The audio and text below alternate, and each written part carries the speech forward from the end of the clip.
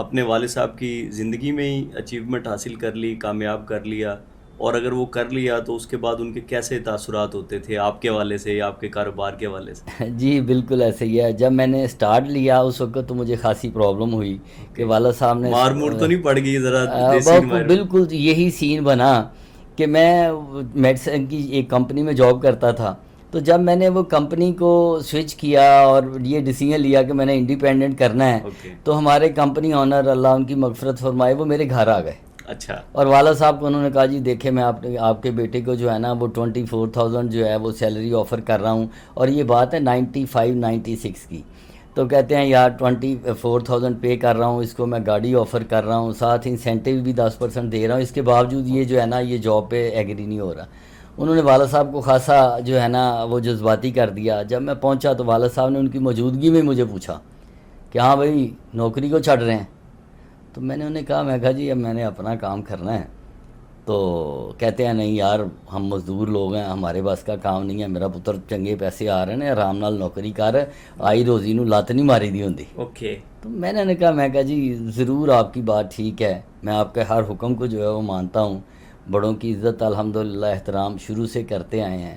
میں کہا جی معذرت کیونکہ یہ میرے فیوچر کا معاملہ ہے, اوکے. میری آنے والی نسلوں کا معاملہ ہے, تو اس لیے میں یہ چاہتا ہوں کہ میں انڈیپینڈنٹ کام کروں. اس پہ جو ہے نا آپ کی مہربانی, آپ مجھے جو ہے نا وہ بہت زیادہ فورس نہ کریں. اچھا. ٹھیک ہے. تو بڑا بولڈ سٹیپ تھا. جی بڑا بولڈ سٹیپ تھا, پر اس کے بعد جب میں نے یہ سٹارٹ کیا تو کوئی بھی بزنس ٹائم تو لیتا ہے. بالکل. اب وہ سٹارٹ تھا, پہلے مہینے کوئی رسپانس نہیں آیا. تو کہ اس میں بڑا زبردست ایک واقعہ ہے کہ میں چونکہ مارکیٹنگ کے لیے گیا لاہور ٹو صادق آباد. اب وہ فرسٹ ٹور تھا, بہت زیادہ ایکسپیرینس بھی نہیں تھا. تو جب میں واپس آیا میرے بال اس وقت کافی تھے آپ کی طرح ماشاءاللہ, تو وہ بکھرے ہوئے تھے, کپڑے بھی تھوڑے گندے ہوئے تھے, چونکہ ٹریولنگ میں آپ کو پتہ 7-8 دن کا ٹور تھا اور آرڈر ملا نہیں. میں واپس آیا تو سامنے دروازہ جب کھلا تو سامنے والد صاحب کھڑے ہوئے تھے. اچھا. تو جب انہوں نے میری شکل دیکھی نا تو مجھے یاد ہے کہ وہ کہتے ہیں شکل دیکھو اس وڈے کاروباری دی کہ میں اجڑیا جڑا نا واپس آیا. تو خیر میں پورا امید تھا, میں نے کہا جی اللہ کرم کرے گا, میں کوشش اپنی جاری رکھوں گا. تو میں نے گیلانی صاحب وہ عزم اس وقت مجھے جو ہے نا وہ چونکہ ایک حوصلے کی اور عزم کی ضرورت تھی, فیملی کی سپورٹ تو تھی نہیں, تو پھر وہ حوصلے اور عزم کے ساتھ ہی میں چلا. اور میں آپ کو بتاتا ہوں کہ آفٹر 6 منتھ میں نے والد صاحب کو کہا جی کہ آپ چھوٹی سسٹر کی شادی رکھیں, آئی ول پے, اچھا. میں پیسے دوں گا. تو ان کے لیے بڑا سرپرائزنگ تھا کہ نہیں بیٹا ابھی تو شروع کیا ہے. میں کہا جی میں نے آپ سے گزارش کی نا کہ میں پے کروں گا انشاءاللہ. تو الحمدللہ ودن 6 منتھس جو ہے میں اس میں ارننگ میں آ گیا, اور اس سے جو ہے نا وہ میں نے اپنی فیملی کو سپورٹ کرنا شروع کر دیا.